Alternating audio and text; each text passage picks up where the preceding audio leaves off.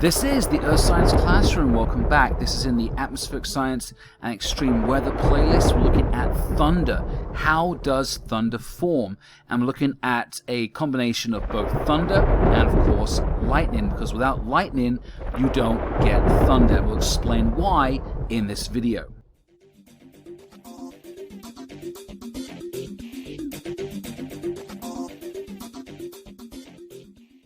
So here we have a beautiful image of a lightning bolt from the cloud to the surface. We have cloud to surface lightning, which is a small percentage of all lightning that happens on the Earth. Now, we have about 1 billion lightning strikes recorded on the Earth every year, and the amount of energy that gives off could fill 600 million AA batteries. And the amount of energy that's just given off by one lightning bolt is incredible. The temperature that the lightning bolt reaches is around 30,000 degrees centigrade, and the speed at which this occurs is so fast, it is not exactly the speed of light.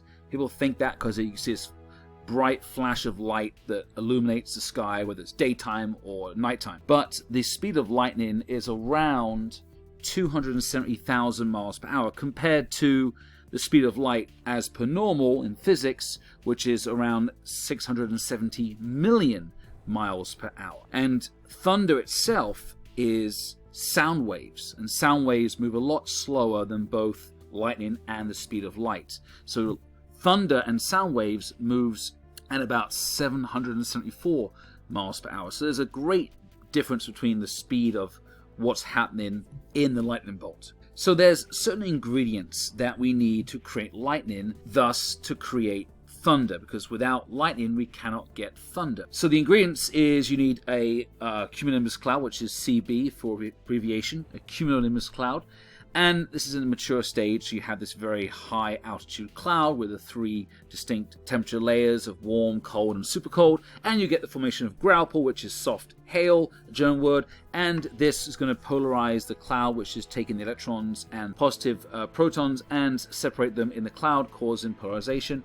And thus we're going to polarize the surface, because the electrons at the bottom of the cloud are going to stimulate a movement of positive protons on the surface, or surface features like buildings, to move towards them and accumulate. So you have positive on the surface and negative in the cloud base. Then you get the ionized channel being created, which you can see right here. This beautiful ionized channel of ions that extend down from the cloud first, which is called a stepped leader.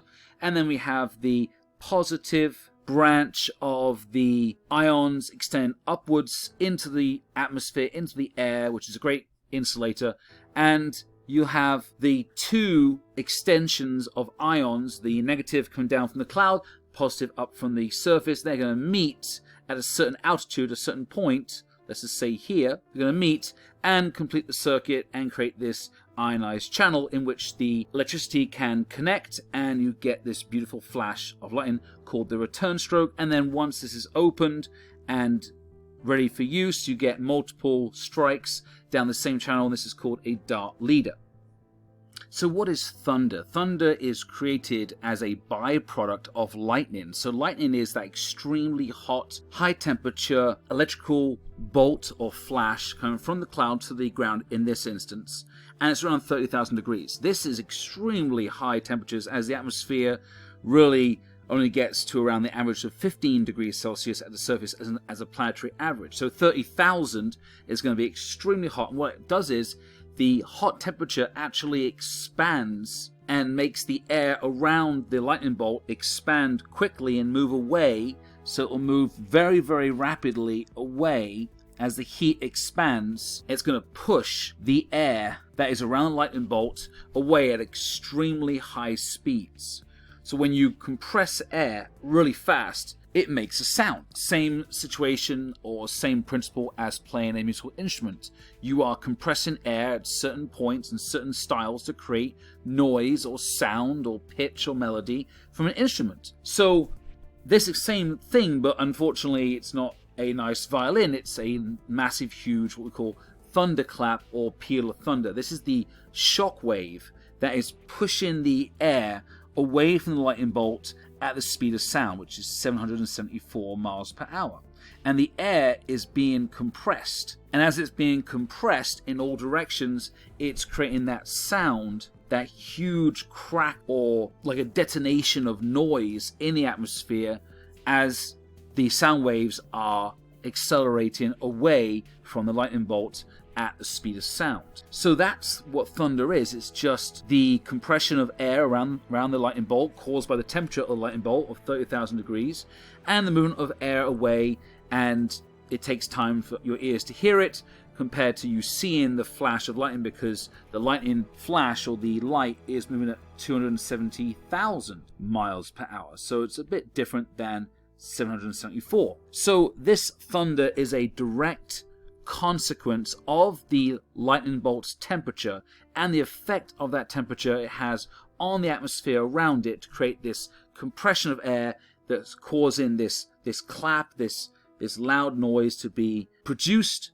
And the average, if you're really close to the lightning, really close to the event, the average sound decibel, or how high or loud the sound is around 120 decibels, which is at the top threshold of the human ear and what it can take.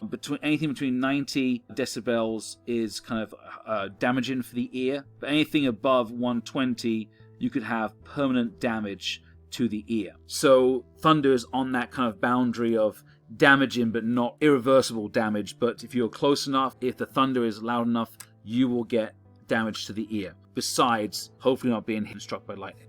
This is the Earth Science Classroom. Thank you for watching. I hope you enjoyed the content. Check out more videos on our channel, and don't forget to subscribe. Thank you again.